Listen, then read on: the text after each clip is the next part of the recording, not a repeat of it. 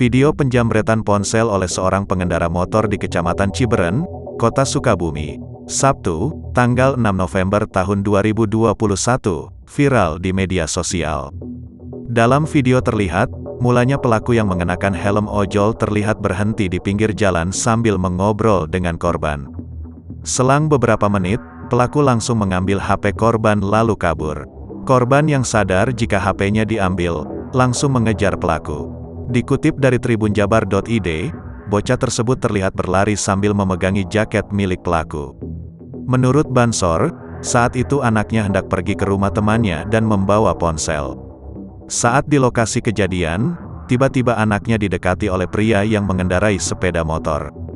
Dari pengakuan sang anak, pelaku saat itu menanyakan seseorang kepada korban.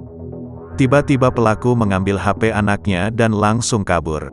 Setelah ponsel berhasil dijamret, sang anak berusaha mengejarnya, namun tidak terkejar.